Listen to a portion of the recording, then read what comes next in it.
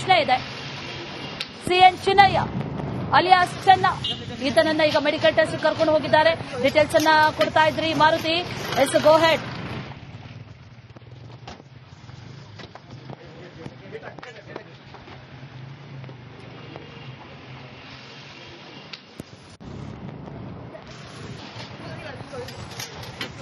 ಈಗ ಪ್ರಮುಖವಾಗಿ ಗಮನಿಸುವಂತ ಅಂಶ ಏನು ಅಂತಂದ್ರೆ, ಸಾಕಷ್ಟು ದಿನಗಳ ಕಾಲ ಈ ಮಾಸ್ಕ್ ಮ್ಯಾನ್ ಅಂದ್ರೆ ಏನು ದೂರುದಾರ ಅಂತ ಹೇಳ್ಕೊಂಡು ಧರ್ಮಸ್ಥಳಕ್ಕೆ ಬಂದು ಒಂದಿಷ್ಟು ಜಾಗಗಳನ್ನ ತೋರಿಸಿ ಅಲ್ಲಿ ಶವಗಳ ಹೂತು ಹಾಕಿದ್ದೇನೆ, ಇಷ್ಟು ವಯಸ್ಸಿನ ಅಂದ್ರೆ ಪ್ರಮುಖವಾಗಿ ಹೇಳಿರುವಂತ ಅಂಶ ಏನು ಅಂತಂದ್ರೆ, ಒಂದಿಷ್ಟು ವಯಸ್ಕರ ಮಹಿಳೆಯರ ಶವವನ್ನು ಹೂತು ಹಾಕಿದ್ದೇನೆ ಅಂತ ಏನು ಹೇಳಿದ SIT ತನಿಖೆಯಲ್ಲಿ. ಹೀಗಾಗಿ ಈ ಮಾತನ್ನ ಸಂಪೂರ್ಣವಾಗಿ ಇಲಾಖೆ ಕೂಡ ನಂಬಿತ್ತು ಒಂದು ಕಡೆಗೆ. ಯಾಕಂದ್ರೆ ಅಷ್ಟು ಕಾನ್ಫಿಡೆಂಟ್ ಆಗಿ ಈ ಒಂದು ಕಾರ್ಯಗಳನ್ನ ಮಾಡ್ಲಿಕ್ಕಿಂತ ಮುಂಚೆ ಎಲ್ಲಾ ವ್ಯವಸ್ಥೆಯಲ್ಲಿ ಎಲ್ಲಾ ಆಯಾಮಗಳಲ್ಲಿ ಈ ಒಂದು ತನಿಖೆಯನ್ನು ಆರಂಭಿಸಿದಾಗ ಒಂದಿಷ್ಟು ಮಾಹಿತಿಯನ್ನ ತನಿಖಾಧಿಕಾರಿಗಳ ಮುಂದೆ ಇದೇ ಮಾಸ್ಕ್ ಮ್ಯಾನ್ ಹೇಳ್ಕೊಂಡಿದ್ದ ಅಂತ ಹೇಳ್ಬೋದು. ಅವೆಲ್ಲವುಗಳನ್ನ ವಿಡಿಯೋ ಚಿತ್ರೀಕರಣ ಮಾಡೋದ್ರ ಮುಖಾಂತರ ಮತ್ತು ಬರೆದುಕೊಳ್ಳುವ ಮುಖಾಂತರ ಮತ್ತು ಟೈಪ್ ಮಾಡುವ ಮುಖಾಂತರ ಒಂದಿಷ್ಟು ವ್ಯವಸ್ಥೆಗಳಲ್ಲಿ ಆ ತನಿಖೆ ಆಯಾಮವನ್ನ ಬದಲಾವಣೆ ಮಾಡಲಾಗಿತ್ತು.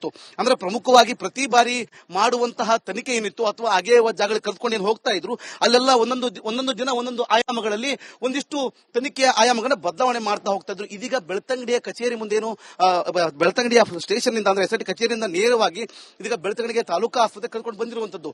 ಸದ್ಯ ಇಲ್ಲಿ ಈಗ ಮಾಸ್ಕ್ ಮ್ಯಾನ್ಗೆ ಈಗ ಒಂದಿಷ್ಟು ಗ್ರಿಲ್ ಏನಾಯಿತು, ಅದಾದ ಬಳಿಕ ಅವನೇನನ್ನ ಹೇಳಿಕೆಯನ್ನು ಕೊಟ್ಟಿದ್ದ ಅವುಗಳನ್ನು ಮತ್ತೆ ಪುನರಾವರ್ತಿವಾಗಿ ಮತ್ತಷ್ಟು ವಿಡಿಯೋ ಚಿತ್ರಗಳನ್ನು ಮಾಡಿಕೊಳ್ಳಲಾಗಿತ್ತು. ಇದೀಗ ಬೆಳ್ತಂಗಡಿ ಈ ಸರ್ಕಾರಿ ಆಸ್ಪತ್ರೆಯಲ್ಲಿ ಆ ಮಾಸ್ಕ್ ಮ್ಯಾನ್ ಅಂದ್ರೆ ಏನ್ ದೂರದರ ಅಥವಾ ಮಾಸ್ಕ್ ಮ್ಯಾನ್ ಅಂತ ಹೇಳ್ತೀವಿ, ಅವನನ್ನ ಆರೋಗ್ಯ ತಪಾಸಣೆ ಆದ ಬಳಿಕ ಇಲ್ಲಿಂದ ನೇರವಾಗಿ ಕೋರ್ಟ್ಗೆ ಹಾಜರುಪಡಿಸಲಾಗುತ್ತೆ.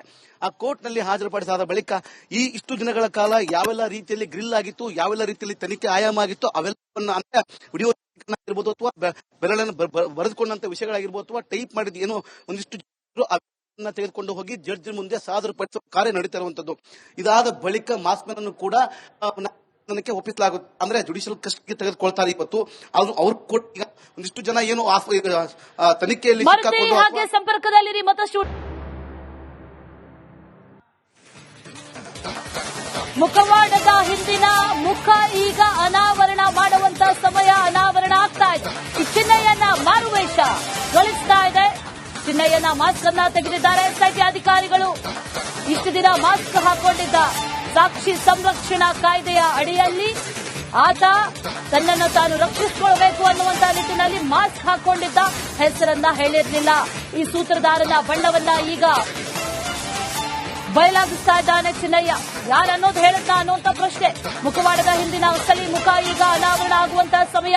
SIT ಅಧಿಕಾರಿಗಳು ಆತನ ಮುಖವಾಡ ಅಥವಾ ಆತ ಹಾಕೊಂಡಿದ್ದಂತ ಕಲರ್ ಮಾಸ್ಕ್ ಯಾರಿಗೂ ಗೊತ್ತಾಗಬಾರದು, ಇಂದ ಕೂಡ ಕಂಡು ಹಿಡಿಯೋದಕ್ಕಾಗಬಾರದು, ಆತನ ಮುಖವನ್ನ ಟ್ರೇಸ್ ಮಾಡೋದಕ್ಕಾಗಬಾರದು, ಆತನ ಮುಖಚರ್ಯೆ, ಆತ ಯಾರು, ಏನು, ಯಾವ ಊರು ಅನ್ನುವಂದು ಗೊತ್ತಾಗಬಾರದು.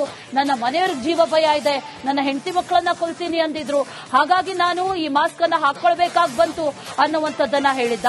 ಅಲ್ಲಿ ಹೋದಕ್ಕೆ ನೋಡಿದ್ರೆ ಆತನ ಹೆಂಡತಿ ಮಕ್ಕಳು ಆರಾಮಾಗಿದ್ದಾರೆ, ಎಲ್ಲರೂ ಕೂಡ ಆರಾಮಾಗಿದ್ದಾನೆ ಈತನನ್ನ ಬಿಟ್ಟು. ಹಾಗಾದ್ರೆ ಈತ ಈ ರೀತಿ ಮಾಡೋದಕ್ಕೆ ಕಾರಣ ಏನು ಅನ್ನುವಂಥದ್ದನ್ನ SIT ಅಧಿಕಾರಿಗಳು ತನಿಖೆ ಮಾಡಿದ್ರು, ವಿಚಾರಣೆ ನಡೆಸಿದ್ರು. ಆ ನಂತರ ಒಂದೊಂದೇ ವಿಚಾರಗಳು ಗೊತ್ತಾಗ್ತಾ ಇದೆ. ಈಗ ಸಮಯ ಬಂದಿದೆ ಈತನ ಮಾಸ್ಕ್ ಅನ್ನ ಕಳಚುವಂತ ಸಮಯ.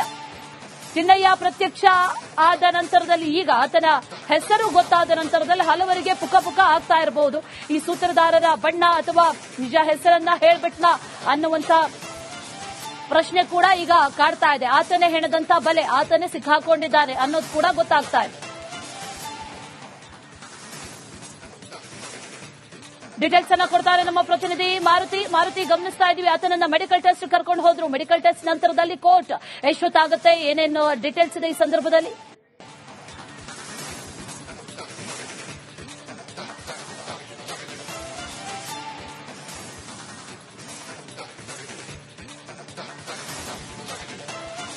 ಅಶ್ವಿನಿ, ತಾವೇ ಹೇಳಿದಾಗೆ ಈ ಮುಸುಕುದಾರಿಗೆ ಹಾಕಿದಂತ ಮಾಸ್ಕ್ ನ ಚಿತ್ರಣ ಒಂದಿಷ್ಟು ಡಿಫರೆಂಟ್ ಆಗಿತ್ತು. ಅಂದ್ರೆ ಯಾವುದೇ AI ಟೆಕ್ನಾಲಜಿಯನ್ನ ಬಳಸಿದ್ರು ಕೂಡ ಈ ಮಾಸ್ಕ್ ಮ್ಯಾನ್ ಅಂದ್ರೆ ಮುಖವಾಡದ ಹಿಂದಿನ ಮುಖ ಯಾರದ್ದು ಅನ್ನುವ ಒಂದಿಷ್ಟು ವಿಚಾರಗಳು ಗೊತ್ತಾಗದ ಹಾಗೆ ಈ ಮಾಸ್ಕ್ ಅನ್ನ ಮಾಸ್ಕ್ ಮ್ಯಾನ್ ಗೆ ಹಾಕಲಾಗಿತ್ತು. ಒಂದು ಕೇಸರಿ ಮತ್ತು ಬಿಳಿ ಹೀಗೆ ಒಂದಿಷ್ಟು ವರ್ಣಗಳ ಬಣ್ಣಗಳನ್ನ ಬಳಕೆ ಮಾಡಿ ಮಾಸ್ಕ್ ಮ್ಯಾನ್ ನ ಮುಖದ ಮೇಲೆ ಒಂದು ವಿ ಶೇಪ್ ಅಂದ್ರೆ ವಿ ರೀತಿಯಾಗಿ ಒಂದಿಷ್ಟು ಅವನ ಮುಖದ ಮೇಲೆ ಚಿತ್ರಣವನ್ನು ಬಿಂಬಿಸಲಾಗಿತ್ತು. ಯಾಕಂದ್ರೆ ಯಾವುದೇ ಕಾರಣಕ್ಕೂ ಯಾವುದೇ AI ತಂತ್ರಜ್ಞಾನ ಬಳಕೆ ಮಾಡಿದ್ರು ಕೂಡ ಅವರಿಗೆ ಇವನ ಮುಖದ ಸುಳಿವು ಗೊತ್ತಾಗಬಾರದು ಅನ್ನೋ ವಿಚಾರಕ್ಕೆ. ಅಂದ್ರೆ ಪ್ರಮುಖವಾಗಿ ಈಗ ಎಐ ಕಾಲ ಅಂದ್ರೆ ಒಂದಿಷ್ಟು ಯೂಟ್ಯೂಬರ್ಗಳು ಮಾಡುವಂತ ಕೆಲಸ ಏನಿದೆ, ಎಐ ಅಂದ್ರೆ ಯಾರು ಇಲ್ಲದವರನ್ನ ಇದ್ದಾರೆ ಎಂದು ಬಿಂಬಿಸುವ ಕೆಲಸವನ್ನು ಮಾಡಿದ್ರು. ಅದೇ ರೀತಿಯಾಗಿ ಇಲ್ಲೂ ಎಐ ಮಾಡ್ತಾರೆ ಅನ್ನುವ ಒಂದು ವ್ಯವಸ್ಥೆಯಲ್ಲಿ ಈ ಮುಖವಾಡ ಅಂದ್ರೆ ಮುಖವಾಡಕ್ಕೆ ಈ ರೀತಿಯಾಗಿ ವಿ ಶೇಪ್ ಅನ್ನ ಬರೆಸಲಾಗಿತ್ತು, ಅಂದ್ರೆ ವಿವಿಧ ಪ್ರಮುಖವಾಗಿ ಬಣ್ಣಗಳನ್ನ ಬರೆಯಲಾಗಿತ್ತು. ಇದೀಗ ಮಾಸ್ಕ್ ಮ್ಯಾನ್ ನ ಮುಖವನ್ನ ತೋರಿಸುವ ಸಮಯ ಒದಗಿ ಬಂದಿರುವಂತದ್ದು. ಅಂದ್ರೆ ಒಂದಿಷ್ಟು ಪ್ರಕರಣದ ತನಿಖೆಯ ಆಯಾಮಗಳಲ್ಲಿ ಏನು ಎಸ್ಐಟಿ ಅಧಿಕಾರಿಗಳು ಯಾವೆಲ್ಲ ರೀತಿಯಲ್ಲಿ ತನಿಖೆ ಮಾಡಿದ್ರು, ಏನೆಲ್ಲ ಆಗಿತ್ತು ಅನ್ನೋದನ್ನ ಸಂಪೂರ್ಣವಾಗಿ ಇದೀಗ ಎಸ್ಐಟಿ ಅಧಿಕಾರಿಗಳು ಮಾಸ್ಕ್ ಮ್ಯಾನ್ ನಿಂದ ತನಿಖೆಯಲ್ಲಿ ಎಲ್ಲವನ್ನ ಪಡೆದುಕೊಂಡಿದ್ದಾರೆ. ಸದ್ಯ ಪ್ರಮುಖವಾಗಿ ಇದೀಗ ಈ ಬೆಳ್ತಂಗಡಿ ತಾಲೂಕಾ ಆಸ್ಪತ್ರೆ ಇದೆ, ಇಲ್ಲಿ ಮಾಸ್ಕ್ ಮ್ಯಾನ್ ನ ಒಂದಿಷ್ಟು ಆರೋಗ್ಯ ತಪಾಸಣೆ ಆದ ಬಳಿಕ ನೇರವಾಗಿ ಕೋರ್ಟ್ಗೆ ಕರೆದುಕೊಂಡು ಹೋಗುವಂತದ್ದು.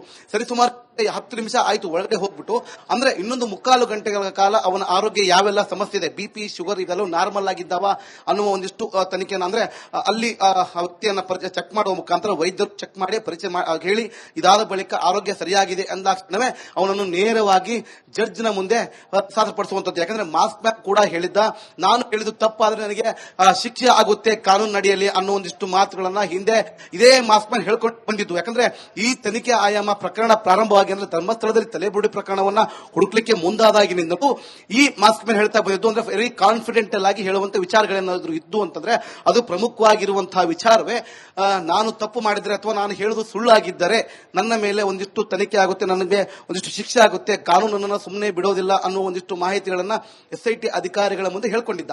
ಅದೇ ರೀತಿಯಾಗಿ ಈಗ ಆ ಕಾನೂನಿನ ಕುಣಿಕೆ ಈಗ ಸಿಲುಕೊಂಡಿರುವಂತದ್ದು ಈ ಮಾಸ್ಕ್ ಮ್ಯಾನ್.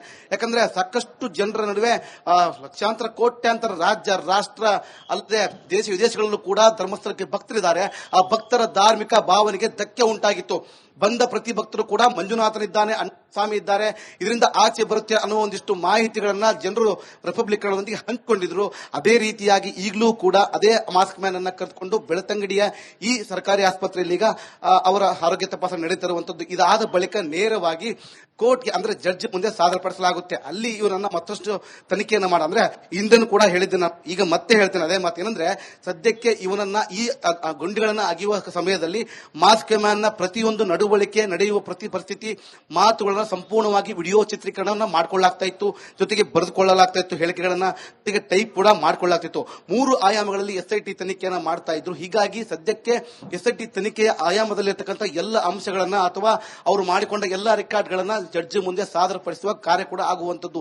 ಇದಾದ ಬಳಿಕವೇ ಕೋರ್ಟ್ ಅಂದ್ರೆ ಅದಾದ ಬಳಿಕ ಜಡ್ಜ್ ಮುಂದೆ ಹೋದಾಗ ಅಲ್ಲಿ ಒಂದಿಷ್ಟು ಅಂದ್ರೆ 1 ಗಂಟೆ 1.5 ಗಂಟೆಗಳ ಕಾಲ ಕೆಲಸ ಆಗುವಂತದ್ದು. ಇದೀಗ ಮಾಸ್ಕ್ ಮ್ಯಾನ್ ಅನ್ನ ಕರೆತರೋ ದೃಶ್ಯವನ್ನು ಕೂಡ ನೋಡ್ತಾ ಇದ್ವಿ. ದೃಶ್ಯದಲ್ಲಿ ಈಗ ಆಲ್ಮೋಸ್ಟ್ ಎಲ್ಲ ಅಂದ್ರೆ ತನಿಖಾಧಿಕಾರಿಗಳು ಒಳಗಡೆ ಕರ್ಕೊಂಡು ಹೋಗಿದ್ದಾರೆ. ಆರೋಗ್ಯ ತಪಾಸಣೆ ಆದ ಬಳಿಕ ಅವರನ್ನ ಕರೆತರುವಂತ ಕೆಲಸ ಆಗುವಂತದ್ದು. ಈಗಾಗಲೇ ಎಲ್ಲ ಒಂದು ರೀತಿಯಲ್ಲಿ ಆಯಾಮ ತನಿಖೆಗಳೇನಿದ್ದಾವೆ ಅವೆಲ್ಲವನ್ನ ಸಂಪೂರ್ಣವಾಗಿ ಮುಗಿಸಿರುವಂತದ್ದು. ಈಗ ಮಾಸ್ಕ್ ಮ್ಯಾನ್ ಅನ್ನು ಕೂಡ ಬಂಧನ ಮಾಡಲಿಕ್ಕೆ ಮುಂದಾಗ್ತಾ ಇದ್ದಾರೆ.